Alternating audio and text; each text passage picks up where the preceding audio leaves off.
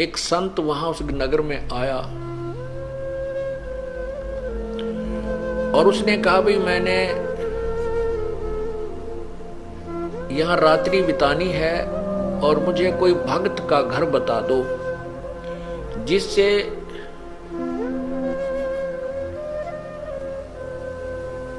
मेरा जो है भक्ति कर्म ना बिगड़े, मैं अपना साधना भी कर लूं उस भगत के घर बैठ के और मुझे 2 रोटी भी मिल जाए। तो उस संत को गांव के उस नगर के निकम्मे से व्यक्ति मिल गए। वो कहने लगे बाबा जी साधु संत तो नगर से बाहर रहा करते हैं और जिस प्रकार के आप भगत चाहते हो वो हम बताते हैं। वो सामने इधर चले जाओ, ये रास्ता जा रहा पगडंडी सी और वहां एक भक्त रहता है बाहर, सपरिवार वहां रह रहा है, आप वहां जाओ। अब महात्मा उस संत ने सोचा भी बिल्कुल सही बात है, जंगल से भगत तो बाहर है तो और अच्छी बात है। तो वो चला गया वहां, साधु वहां चला गया और वहां वो बहन जो अजामेल की पत्नी थी गणिका, वो घर पे थी। साधु ने आवाज लगाई, नमो नारायण किया तो वह लड़की बाहर आई कि आज कौन आ गया इधर। और पुण्यात्माओं ठीक है, वर्तमान में कोई भी प्राणी कितनी ही गलती कर सकता है, लेकिन उसके पूर्व जन्म की कोई पुण्य कमाई होती है, वो साधु संत या सत्संग के विचार सुनने से वो अवश्य अंगड़ाई लेती है, वो एकदम उभर कर आती है। ये कौन थे अजामेल और जो गणिका वो वैसा, वो कौन थे? ये पूर्व जन्म में दोनों साधक थे। वो भी वैराग्य थी और ये अजामेल भी वैराग लेकर के बाहर भक्ति के लिए, जैसा भी इनको मालूम था अपनी उस परमात्मा के नाम की, जैसा जिस संत ने कोई बताया था वो साधना शास्त्र विरुद्ध भी ये कर रहे थे। जैसे ओम नाम की साधना तो शास्त्र अनुकूल है और अन्य जो साधना ये करते थे वो शास्त्र विरुद्ध है, जैसे तप वगैरह। लेकिन दोनों की, जैसे किसी ने भांग बीज दी वो भी फल लगेगा और कणक बीज लिया उसका भी फल लगेगा। दोनों इकट्ठी बोली तो भी भांग का पौधे के अलग बीज फल लगेंगे और कणक गेहूं के अलग लगेंगे। तो ऐसे साधना ये करते हैं, उनका दोनों का सबका फल उनको मिलता रहता है। जैसे तप करते हैं उसे राज्य भी होता है और सिद्धियां भी आ जाती है, लेकिन मोक्ष नहीं हो सकता इनसे। तो इस प्रकार वो पिछले जन्म में साधना किया करते थे, साधक थे। और जो अजामेल अब बदनाम हो रहा था, ये पूर्व जन्म में ऐसे ही एक साधक था, हठ योग करता था। और ये हठ योग करते करते इसने अभ्यास कर रखा था समाधि लगाने का। समाधि क्या होती है आपको पहले भी कई बार बताया है कि इस शरीर के अंदर, हमारा शरीर जो है एक टेलीविजन समझो, और इसमें चैनल बने हुए हैं, जैसे मूल कमल, स्वाद चक्र, नाभि कमल, हृदय कमल, कंठ कमल, त्रिकुटी कमल, सहस्रार कमल। और इसमें जिसका भी जो चैनल ऑन हो गया पूर्व जन्म की कमाई से, और जैसे हठ योग से समाधिस्थ होने की चेष्टा जो करते हैं, वो न जाने कौन से कमल में कौन सा टेलीविजन का चैनल ऑन हो जाता है उनका, फिर उसको बार बार देखने का इंटरेस्ट बन जाता है। उसमें ऊपर के इस ब्रह्मांड में जैसे ये कहीं ग्रह चल रहे हैं, इनकी बड़ी अच्छी स्पीड नजर आती है, ऊपर की तरफ और बड़े बड़े पहाड़ हैं, स्वर्ग हैं, पता नहीं क्या क्या वहाँ उछल कूद होती है, नाच गाने ऊपर चल रहे हैं, तो वो सब दिखने लग जाते हैं। तो ये मन वही टिकता है जहाँ इसको वर्तमान से अधिक कोई अट्रैक्टिव वस्तु नजर आती है, आकर्षक वस्तु नजर आती है। जैसे इस मन की वृत्ति है कि जैसे अंधेरे में 25 वाट का बल्ब जग गया तो सभी वो पतंग जीव जंतु उसके पास पहुंच जाते हैं और 100 वाट का जग जाता है तो उसकी तरफ भाग लेते हैं, उस 25 वाले पर कोई नहीं रहता। ऐसे ही जो हम यहाँ देख रहे हैं इस पृथ्वी के ऊपर, जो भी हम मन की आकर्षण वस्तु देखते हैं, इससे बहुत ज्यादा अधिक ऊपर के लोकों में है। जैसे आपने मार्कंडे ऋषि और उस इंद्र की पटरानी की वार्ता सुनी, तो यहाँ जो इंद्र लोक की सबसे खूबसूरत औरत आकर के मार्कंडे ऋषि के सामने डांस कर रही थी, लेकिन मार्कंडे ऋषि की समाधि ब्रह्मलोक के उस बड़े होटल की नाच गाने देख रहा था वहां बैठा।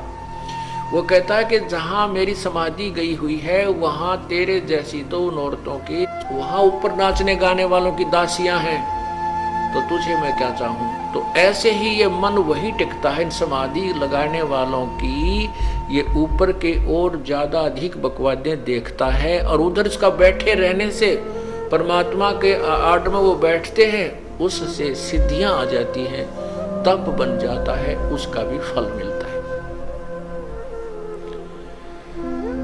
तो ये अजामेल जो है ये पूर्व जन्म में ऐसे ही समाधि लगाने का अभ्यास था। कभी तो हठ योग करके समाधि लगने का इसने अभ्यास किया, जिससे वो परिपक्व अभ्यास हो गया, और एक दिन सोते सोते इसका वो अब समाधि लग गई। समाधि लग जाती है तो मन बहुत दूर पहुंच जाता है, वहां की बकवादें देखता रहता है और शरीर को कोई आभास नहीं होता। उस समय बहुत ज्यादा सर्दी थी, सर्दी का मौसम था, और ये अजामेल समाधि हुआ अचेत पड़ा था। और उधर से जो गणका वैसा बनी हुई है, वो लड़की भी वैरागण थी, साध्वी थी। उसमें कहते अभी आपने सुना था कि दर्दबंद दरवेश है बेदर्द कसाई, जिसके हृदय में दया नहीं वो तो कसाई है, जिसके हृदय में दर्द है दुख है, दूसरे को दुख को अपना दुख समझता है, वो दरवेश है, वो संत है, साधु है, भक्त है। तो उस लड़की के मन में, उस साध्वी के मन में ये विचार आया। दूसरे लोग कहने लगे कि इसने 1 हफ्ता हो गया, 3 दिन हो गए हैं, ये उठा नहीं है, इसकी समाधि लगी है। तो उस बहन के मन में ऐसा आया कि कहीं इसका, साधु का शरीर नष्ट ना हो जाए, सर्दी ज्यादा है, कहीं इसके प्राण ना चले जाएं। और कोई कपड़ा था नहीं इस भक्त ने, उस साधक ने, अजामेल जो पूर्व जन्म में केवल एक कोपीन, एक लंगोट पर्दे पर बांध रखा था, बाकी नीवस्त्र था, कोई कपड़ा नहीं रखता था। उधर से वो साध्वी थी, उसके पास भी एक्स्ट्रा कोई कपड़ा नहीं था। तो उसने सोचा इस साधु का जीवन बचाना अति आवश्यक है, तो उस लड़की ने उस साधु के ऊपर लेट गई। वह उसके जीवन रक्षा करने के लिए, अपने शरीर का ताप देने के लिए, वो बहन उस भगत के, समाधि लगाए हुए भगत के, यानी उस अजामेल के शरीर के ऊपर लेट गई। अब लेट गई तो वो शरीर गर्म हुआ। कुछ देर के बाद उसके वो जो ऊपर ड्रामा देख रहा था वो खत्म हुआ। जब वो वापस आया से एकदम शरीर से बाहर, तो ये तपस्वी जो होते हैं ये ततैये बन जाते हैं, भेड़।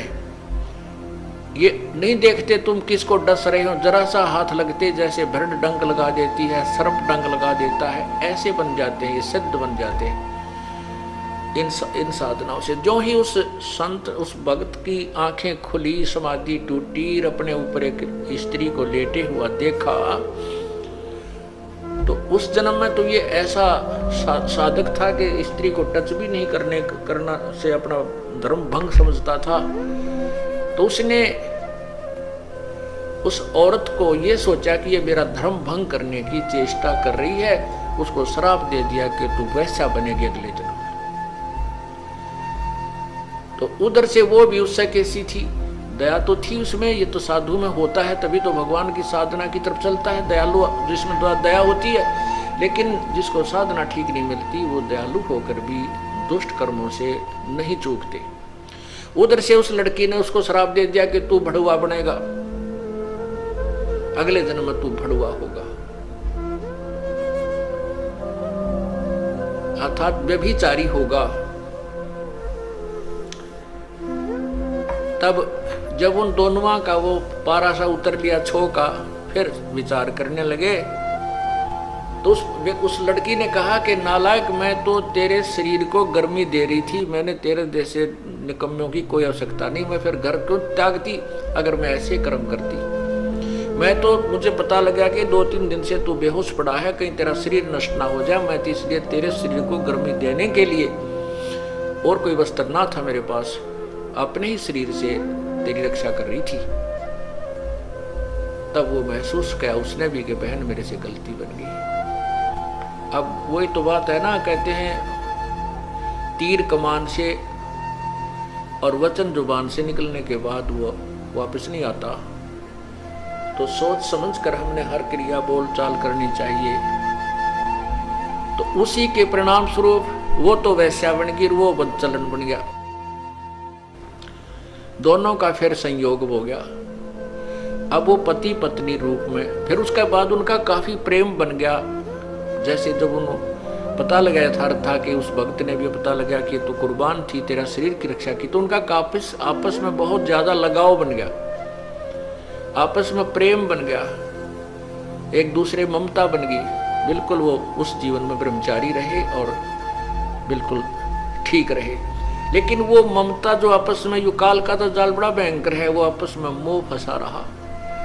उस मोह ने ये फिर कट्ठे लपेट दिए, अगले जन्म में ये पति पत्नी बना दिए, और साथ में वो वैश्या बन गई और अजामेल बन गया ये बदचलन बड़ुआ।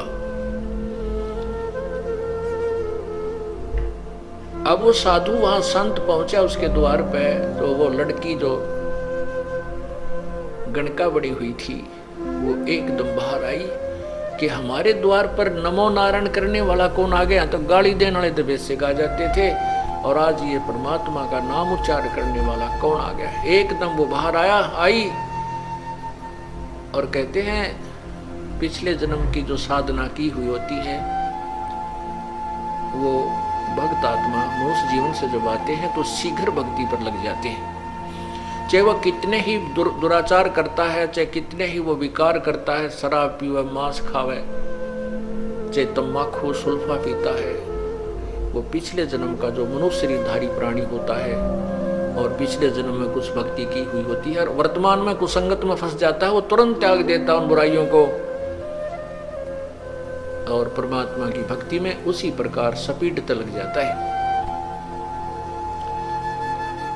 अब उस भक्तनी ने बाहर आते ही ऋषि के चरण दिए और कहा हमारे कौन सा पुण्य उदय हुआ, हमारे द्वार पर साधु संत आए हैं, आओ जी बैठो जी।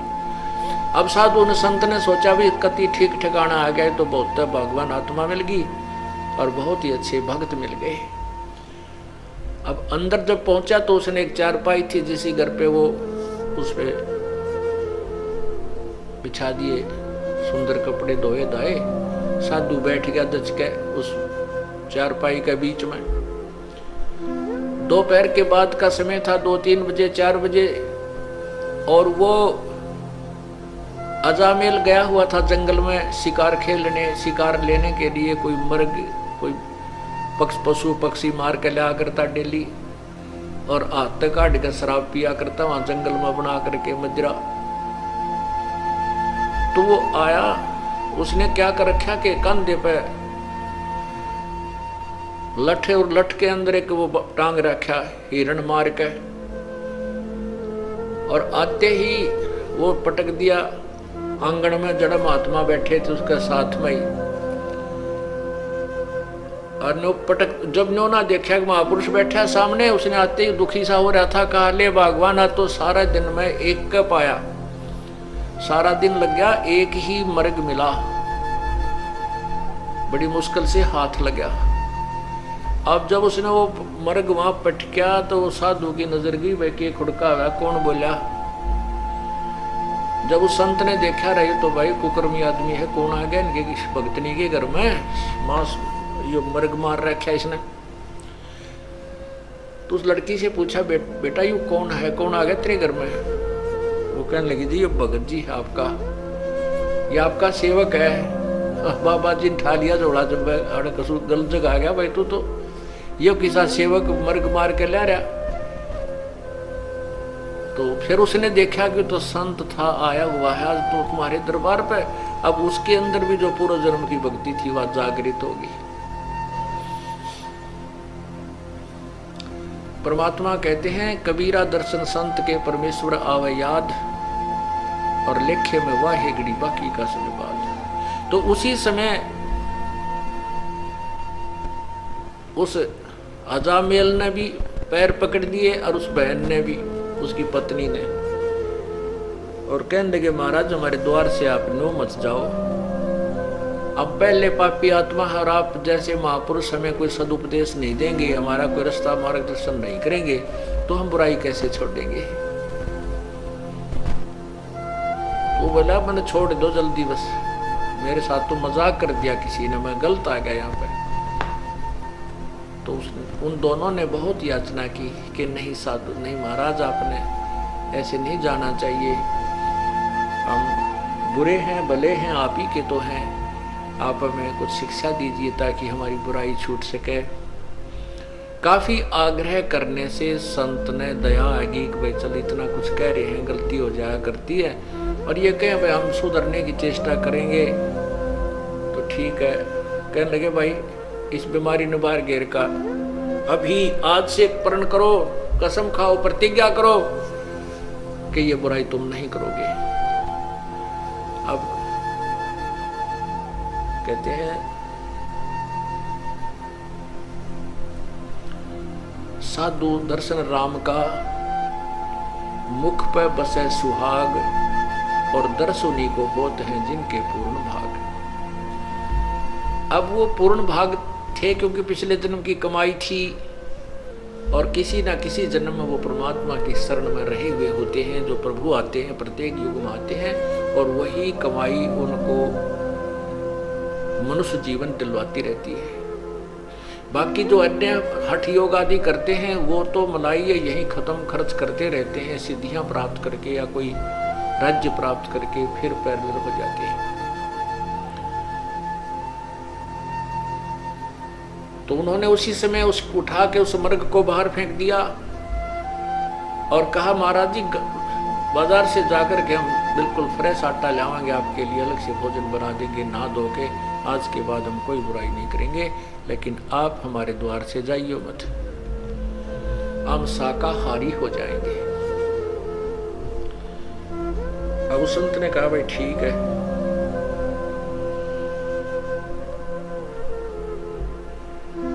तो क्या हुआ, गर्मियों के दिन थे, गर्मी का मौसम था।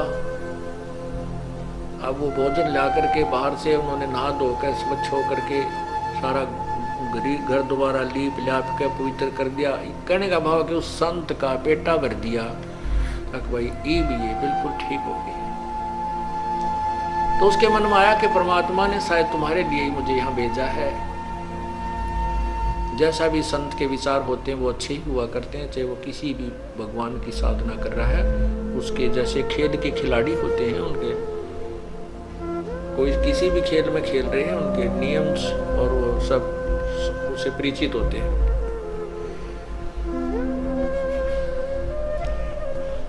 अब रात्रि के समय साधु तो भजन करने लग गया और वो दोनों जने पंखा लेकर के खड़े हो गए बारी बारी। फिर वो भजन वाद साधना करके लेट गया, तो लेट के आसपास छिड़का कर दिया पानी का, और ऐसे पंखा बारी बारी कभी वो खड़ी हो जा कभी वो खड़ा हो जा, उसको साधु को हवा कर रहे हैं। सुबेरा संत बोला भाई भक्तों एक काम करो, तुम नाम ले लो, भगवान का नाम जपया करो।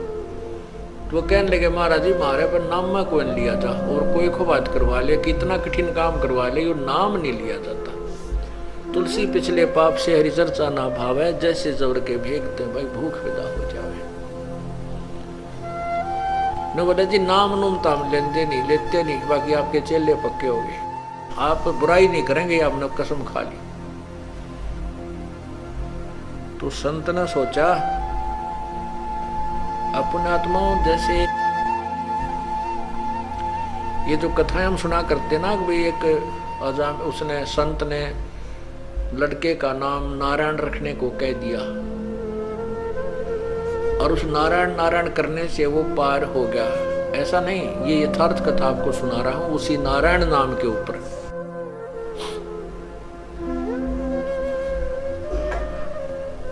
तो संत ने सोचा भाई इनके निकम्या के काम बिगड़ गए, घने पाप घने इकट्ठे हो गए, इसलिए इनके राम नाम में रुचि नहीं बन सकती, तो क्यों ना ऐसा तरीका कर दूं कि ये भगवान का नाम उच्चारण करने लग जा।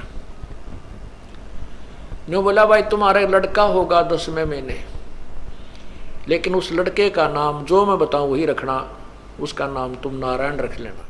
दोनों ने करबद्ध होकर कहा कि प्रभु जैसे आपकी आज्ञा, आपकी दी संतान जो होगी पुत्र होगा तो उसका नाम हम नारायण रख देंगे। ऐसा ही हुआ, लड़का हुआ, लड़के का नाम नारायण रख दिया। अब छोटा बालक बुढ़ापे में बहुत प्यारा लगता है, छोटा बच्चा वैसे भी ज्यादा प्रिय होता है, लड़का हो चाहे लड़की। तो वो लड़का जब उसके इतना मोह हो गया उस नारायण नारायण करता, वो लड़का थोड़ी इधर उधर हो जाता, घंटा 2 घंटे ना आता, तो वो नारायण नारायण करता हुआ उस बालक ने ढूंढ के लाता, चाहे वो जंगल में कितना कोई बेर प्यार खाने गया हुआ होता, फल खाने के लिए वहीं से ढूंढ के ले आता। अरे कित गया तेने अड़ खा जाएंगे है जंगली जानवर, बेटा दूर मत जाया कर, भयभीत रहता। उसके अंदर इतना मोह बन गया। एक दिन उसकी अचानक मृत्यु होगी, क्योंकि उसका समय जो है ना, उसकी मृत्यु होगी, उस अजामेल की मृत्यु होगी। तो उसको यम के दूत ऊपर लेकर गए धर्मराज के दरबार में, जहां अकाउंट होता है एज का, कर्मा का, कितनी आयु थी, कितने समय में यूं मरा, इसने कैसे पुण्य कितने पाप किए। जब उसकी मृत्यु होगी तो उसकी पत्नी ने देखा कि तो मर गया अचानक। 2-4 दिन से वो अस्वस्थ भी चल रहा था। उसकी मृत्यु होते उसकी पत्नी ने हाहाकार मचा दिया। उसका कोई साथी था नहीं, ना कोई गांव का सहयोगी था, सब उससे नफरत करते थे। तो उसने सोचा इसका अंतिम संस्कार यहीं अपने आंगन में ही कर देती हूँ। उसको घसीट कर एक साइड में कोने में रख लिया और उसके ऊपर लकड़ डालने शुरू कर दिए। लकड़ लाने लगी, दूर दूर से इकट्ठे करके चिता बनाने लगी। 1 घंटे 2 घंटे के बाद उसकी वापस चेतना आ गई, वो जीवित हो गया। तो ऊपर उसने देखा, वो जब वापस आया तो उसकी पत्नी बुरी तरह रो रही, वो लड़का भी रो रहा, और उधर से वो चिता बना रही, लकड़ी ढो ढो के इकट्ठे करने लग रही। तो वो कहने लगा तू क्या कर रही है, क्यों रो रही है, क्या हो गया घर में। तो अपने पति को जीवित देख करके उसको खुशी तो हुई, लेकिन जो दुख वो महसूस कर चुकी थी, वो दुख अभी भी उसके हृदय में विद्यमान था। और रोती रोती कहने लगी आप मर गए थे, आप जीवित कैसे हो गए, आप तो चले गए थे हमें छोड़कर। इस दुख में रो रही थी कि अब हमारा कौन है यहाँ पर, मैं किसके सहारे रहूंगी अकेली जंगल में, मेरे ऊपर तो पहाड़ टूट गया था। तब उसका यकीन हुआ रे सचमुच मैं तो मर गया था। क्योंकि ऊपर जब धर्मराज ने उसको कहा कि भाई ये व्यक्ति नहीं है वो अजामेल, उसी नगर में एक और अजामेल नाम है उसका, और वो भी ब्राह्मण है, वो नगर में रहता है, उसके पिता का ये नाम है, उसको लाओ, इसको छोड़ो वापस। तो वो वापस छोड़ दिया। तो वो कहने लगा अपनी पत्नी को कि वो अजामेल है उसका पुत्र ब्राह्मण का, वो मरेगा अब। उसकी पत्नी कहने लगी आपको क्या पता ऐसा कि वो मरेगा। तो उस अजामेल ने बताया कि ऐसे ऐसे सारी कहानी बताई, धर्मराज ने ये कहा है कि इसकी उम्र अभी है नहीं, इसके तो अभी 5-4 साल वर्ष और रहते हैं, 4-5 वर्ष रहते हैं, इसके वापस छोड़ो वो तरेगी। अब उस अजामेल के उस दिन के बाद या पक्की जचगी के मृत्यु तो होनी है, और समय भी थोड़ा ही बताया था धर्मराज ने, 4 वर्ष बताए थे, 5 वर्ष बताए थे, और या तो बात बिगड़ेगी। पुण्यात्माओं, ये परमात्मा की रजा होती है। उधर से क्या होता है कि वो अजामिल दूसरा उस नगर का मर गया, और जहां उसका बाहर कुटिया डाल रखी थी अजामिल ने, उससे थोड़ी सी दूरी पर, आधा किलोमीटर की दूरी पर वो शमशान घाट था। तो एक आधा घंटे के बाद देखते हैं कि वहां तो नगरवासियों की लाइन लग गई, और वो अजामिल, दूसरे अजामिल की चिता जल गई, उसको सवा कर दिया। तो उसने कहा कि देख ले वो। फिर वो जैसे अगले दिन गांव नगर में जाते थे सामान लेने, दुकान पर थे, वहां पता किया तो पता चला कि वो अजामिल मर गया, उसका लड़का, उस ब्राह्मण का कल मृत्यु होगी उसकी। तब दोनों का ये बात पक्की जचगी, क्या तो बात बिगड़ेगी। अजामिल बोला भगवान भजन कर ले, भक्ति कर ले, समय थोड़ा है और यहाँ सब कुछ यही रह जाएगा। अब भजन करें किसका, क्यों नाम नहीं, कुछ भी नाम उन्हें लिया नहीं। तब वो दयालु परमात्मा आते हैं और उनको, उस पुण्यात्माओं को सच्ची भक्ति देते हैं, ज्ञान कथा सुनाते हैं। लेकिन हमारे अंदर एक सबसे भयंकर बीमारी ये रही है कि हम राम और कृष्ण, ब्रह्मा विष्णु महेश या ब्रह्म से ऊपर यदि कोई कथा कहानी सुनाता है तो नहीं सुनते थे, और उसको एक बुद्धू समझ करके उसकी प्रत्येक बात पर अविश्वास कर देते थे। इसलिए परमात्मा बड़े दयालु हैं, बड़े सूझबूझ से काम करते रहे, तो उन्होंने कथाएं यही सुनाई, ब्रह्मा विष्णु महेश और ब्रह्म तक की, और नाम भी उनको वही तक के दे दिए। ओम नाम का जाप कराया। जैसे ब्रह्मा को ओम नाम दिया प्रभु ने, विष्णु को हरियम नाम दिया, शिव को सोहम नाम दिया। कहते हम बैरागी ब्रह्म पद सन्यासी महादेव, सोहम मंत्र दिया शिव जी को करे हमारी सेव। ये परमात्मा ने उनके उद्धार के लिए, मोक्ष तो ये नहीं प्राप्त कर सकते क्योंकि मोक्ष तो 3 मंत्र से होगा, और 3 मंत्र का अधिकारी वो होगा जो परमात्मा की सच्ची कथा, पूरी सृष्टि रचना पर पूर्ण परमात्मा कौन है इस पर विश्वास कर लेगा। सारना, ये जो 3 मंत्र का जाप उसी को दिया जाता है जिसकी नस नस में, अर्थात पूर्ण रूप से जिसका विश्वास परमात्मा पूर्ण ब्रह्म कबीर भगवान में हो जाता है कि वही मोक्षदायक है, उसी की पूजा से पूर्ण मोक्ष होता है, और अन्य भगवानों की सतीथि से वो परिचित हो जाता है। ये भगवान नाशवान है, अविनाशी नहीं है, और इनकी साधना से जीव को इतना लाभ होता, स्वर्ग गया, फिर मृत्यु, फिर स्वर्ग गया, फिर नीचे आया, फिर स्वर्ग गया, फिर 83 लाख योनियों होगी। इस तरह का ये रहट जैसा कुआं, अर्थात ये चक्र अन्य भगवानों की साधनाओं से चलता ही रहेगा। पूर्ण परमात्मा की भक्ति से पूर्ण मोक्ष होगा। तो इसलिए परमात्मा जैसे पहली बार आए, ब्रह्मा को ओम नाम दिया, क्योंकि वो वेदों में ओम नाम से दृढ़ था कि इसके अतिरिक्त कोई मंत्र नहीं है। तो उसका नाम भी, उस नाम का जाप भी पूर्ण संत से लेकर ही किया जाए तो ही लाभ होता है। इसलिए विष्णु जी को हरियम जाप दिया, विष्णु और लक्ष्मी दोनों को, सावित्री और ब्रह्मा को ओम दिया, और शिव को और पार्वती को यही मंत्र दिया।